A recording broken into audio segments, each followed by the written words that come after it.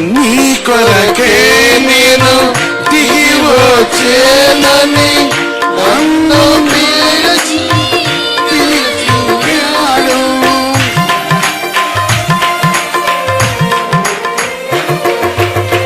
నీ కొరకే నేను దిగి వచ్చేనని నన్ను తోడు పిలిచినాడు.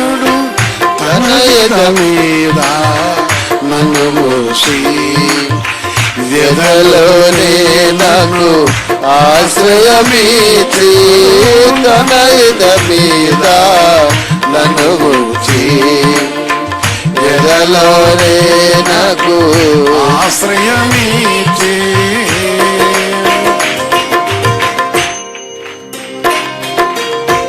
దేవుని ప్రేమ ఎంతో మధురం, మానవ జాతికి మహానందం.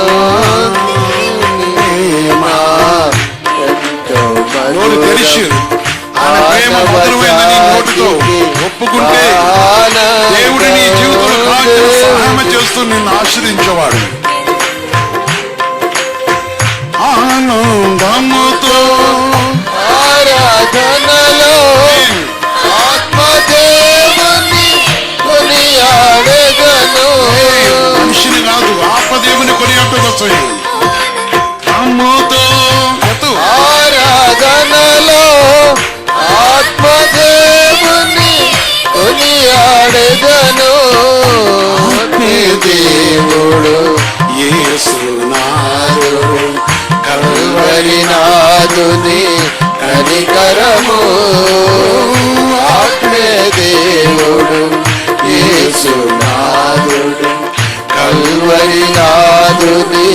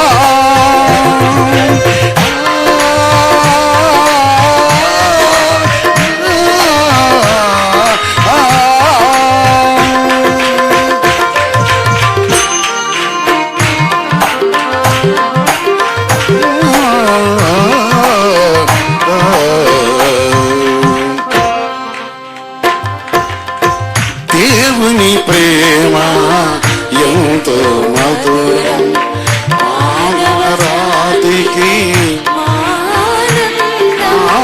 దేవుని ప్రేమ ఎంతో మధురం, మానవ జాతికి మానవం.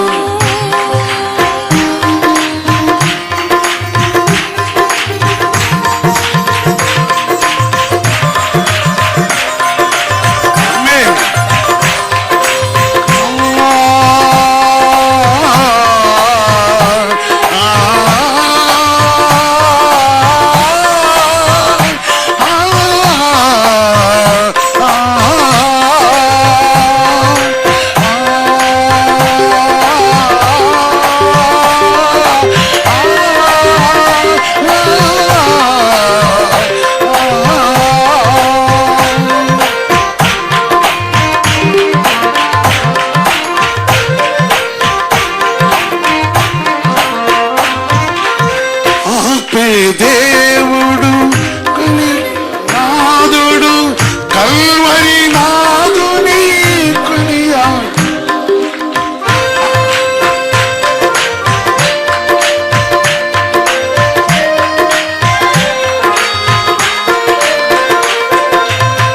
ఆపే దేవుడు యేసునాథుడు కల్వరి నాదుని కనికరము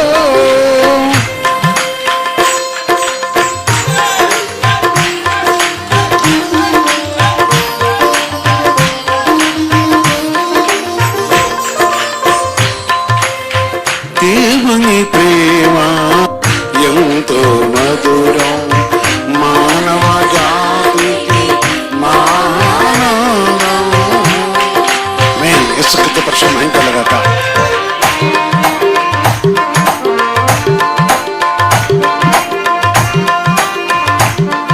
ఎంతమందికి ఆనందం? ఏంటి ఆనందం? ఆనందం ఏంటి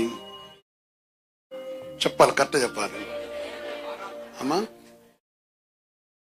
చెప్పండి, మీరు చెప్పండి, చౌకలు చెప్పండి.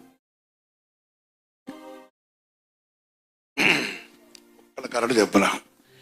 దేవుడు నన్ను ప్రేమించడం వలన నేనున్న బంధకు నుంచి దేవుడు విడిపించి ఆయన దూతలతోనూ ఆయన పరిశుద్ధమైన ఆత్మతోనూ ఆరాధించుకు తన సన్నిధిలో ప్రవేశింపజేశాడు గనక అందుకు నాకు ఆనందము. ఆత్మ ఆరాధన ఏంటది? ఏమి తెలుసుకుంటున్నావు?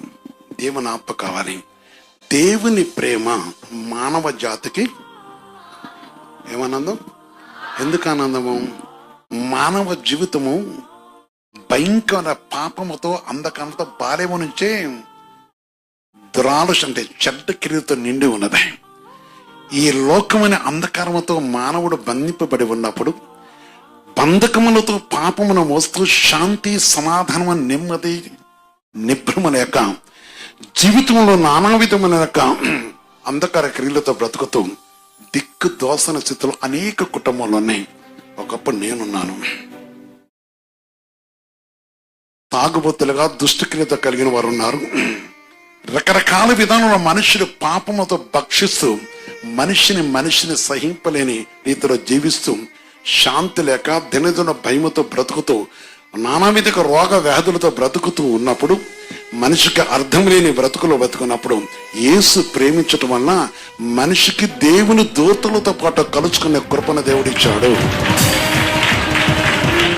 దేవుడు తన పరిశుద్ధ రాజ్య వంశంలో ప్రవేశింపజేయటకు దేవుడు మన వేరుపరుచుకుని తన కనికరిమిచ్చి ఆయన కటాక్షం కలగజేసి ఆయన ఉన్న స్థలంలో మనం ఉంట కోసం యేసు ఈ భయంకర మురికి నుంచి తీసి ప్రకటన 3:21 చెప్పినట్లుగా ప్రకటన 3:21 చెప్పినట్టుగా నేను ఎక్కడుంటానో మీరు అని చెప్తున్నాడు. యోహాను సువార్తలో చెప్పాడు. ఆయన పరిశుద్ధ ప్రణగత 3:21 చాలా క్లియర్ చెప్తున్నాడు. ప్రణగత 3:21 అది అంశం కాదు. ఆమేన్ ఆమేన్. నేను జయించి నా తండ్రితో కూడా ఆయన సింహాసనమందు నా మాట అర్థం కాకపోతే వాక్యం చదివి మీరు తెలుసుకోండి.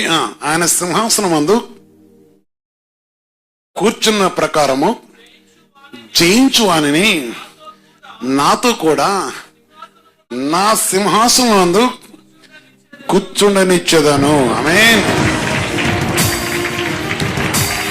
ఒక పనివాడిని యజమానుడు నాతో పాటు కూర్చోమంటే వాడు ప్రపంచాన్ని మర్చిపోతాడు. ఒక యజమానుడు పనివాడిని పక్కన కూర్చోమంటే చాలా ఆనందిస్తుంటాడు కదా. ఒక భయంకర పాపిని నన్ను పిలిచి ఒక లోకమని అందగరు దీన దరిద్రుగా బ్రతుకుతున్న నన్ను చూసి ఆయన పరిశుద్ధమైన కనాట ఆ మురికలో నుంచి దేవుడు విడిపించి ఆయన కూర్చున్న సింహాసనం దగ్గర దేవుడు కూర్చోపెట్టుటకు ఆయన ఇష్టపడి ఉన్నప్పుడు ఆయన ప్రేమ ఎంత గొప్పది, ఎంత అమూల్యమైనది, ఎంత శక్తికరమైనది, ఎంత ఉన్నతమైనది. అందుకనే యేసుని నమ్ముకున్నామంటే, యేసు దగ్గరకు వచ్చామంటే రోగం ఒకటే కాదు. ఒక తాగుబోతుతనం పోయింది, లేకపోతే దరిద్రం తొలిపోతుంది, ఇంకా లేకపోతే కొన్ని విషయాలు, ఎన్నో విషయాలు కొంత తలపోసుకుంటూ ప్రభును మర్చిపోయారు ఉన్నారు. కాదు, మనం ఆయనను సింహాసనం దగ్గర కూర్చోట కోసమే నావన్నీయు మీవి, నా తండ్రివని నావి, నావన్నీ మీ అన్నాడు. అందుకని ఈ భూమి మీద తన వెతికి తన పరిశుద్ధ ఆయన నామను ప్రేమించే ప్రతి వారి కోసం కూడా ప్రతి విషయంలో దేవుడు ఎదురు చూస్తూ ఉన్నాడు. అందుకని ఆత్మీయ దేవుడు యేసునాథుడు. ఎవరైనా ఆత్మీయ దేవుడు యేసునాథుడు. ఎవరైనా కలవరినాథుడు. ఏ నాథుడైనా కలవరినాథుడు. కనికరము ఈనాడు తన ప్రజలతో ప్రవేశింపజేసింది ఆయన కనికర. నన్ను నిన్నేం చేసిందంటే తెలియదు. నీ రోజు తెరిచి ఆయన పరిశుద్ధమని బట్టి ఆత్మీయ దేవుడు కలవరినాథుడు నన్ను ప్రేమించి. ఎవరు ప్రేమించాడు? ఎక్కడ తీసుకొచ్చాడు? మరి సహోదరి సోదర, అందుకొరకే ఆయన ప్రేమ చాలా గొప్పది. ఆయన ప్రేమలో జయమున్నది. ఆయన ప్రేమ ఎప్పుడు ఓడిపోయేది కాదు. ఆయన ప్రేమ ఎప్పుడు మర్చిపోయేది కూడా కాదు. ఒక మనిషిని యేసు ప్రేమించిన తర్వాత అంతం వరకు వారి కోసం ఎదురు చూస్తూనే ఉంటాడు. ఆయన లోకమంతా ప్రేమిస్తున్నాడు. లోకం నుంచి వేరు చేయబడి ఎవరైతే యేసు యుద్ధకు వస్తున్నారో, యేసుని ఎవరైతే ప్రేమిస్తున్నారో ఆయన ప్రేమను కనుగొన్న తర్వాత ఆయన అందుకనే ఎంత మాత్రం కూడా మనం విడిచిపెట్టేవాడు కాడు. నువ్వు